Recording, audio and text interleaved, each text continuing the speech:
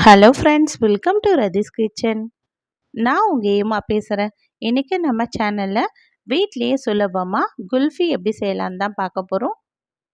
கடையில் குல்ஃபி வாங்காமல் இது போல் வீட்லேயே ரொம்ப சுலபமாக செய்யலாம். எப்படி செய்யலான்னு வீடியோக்குள்ளே போய் பார்க்குறதுக்கு முன்னாடி நம்ம சேனலை சப்ஸ்கிரைப் பண்ணாமல் இருந்தால் சப்ஸ்கிரைப் பண்ணிவிட்டு பாருங்கள் ஃப்ரெண்ட்ஸ். இப்போ வாங்க வீடியோக்குள்ளே போகலாம்.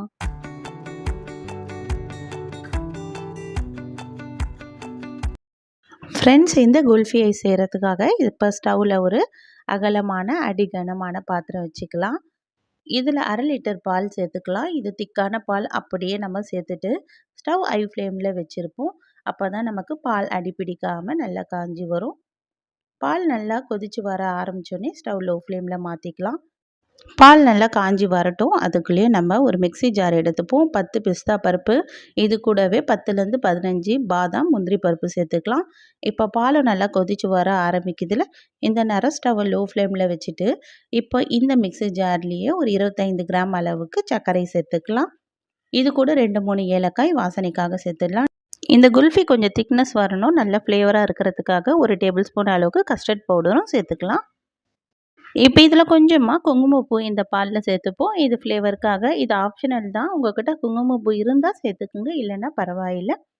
இப்போ நம்ம அரைச்சி வச்சுருந்தா இந்த மிக்சிங் எடுத்து இப்போ நம்ம இதில் சேர்த்துட்டு இது நல்லா கலந்து விட்டுடலாம்.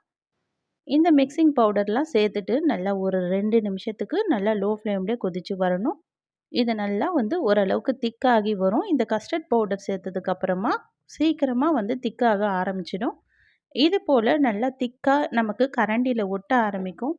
அந்த பதம் வந்ததுக்கப்புறமா நம்ம ஸ்டவ் ஆஃப் பண்ணி விட்டுடலாம். இது நல்லா திக்காகி வந்துடுச்சு இந்த நேரம். இப்போ ஸ்டவ் ஆஃப் பண்ணி விட்டுட்டு இதை அப்படியே நல்லா ஆற விட்டுடலாம். இப்போ இது நல்லா ஆறுனதுக்கப்புறம் ஐஸ் மோல்டில் எடுத்து சேர்த்துக்கலாம். சேர்த்துட்டு இப்போ நம்ம ஒரு ஃபாயில் கவர் போட்டு பேக் பண்ணி வச்சிடலாம். இது நல்லா ஒரு 6லேருந்து 7 ஹவர்ஸ் நல்லா ஃப்ரீசரில் அப்படியே ஃப்ரீஸ் ஆகி வரட்டும். இப்போ இது நமக்கு ரெடி ஆகிடுச்சு. இப்போ நான் இது கூடவே ஒரு 2 டம்ளர்லேயும் நான் இந்த மில்கை எடுத்து சேர்த்துட்டு இப்போ நான் இதையும் பேக் பண்ணி இதையும் ஃப்ரீசரில் சேர்த்துக்கிறேன். இப்போ நல்லா ஒரு 8 ஹவர்ஸ் ஆகிடுச்சு.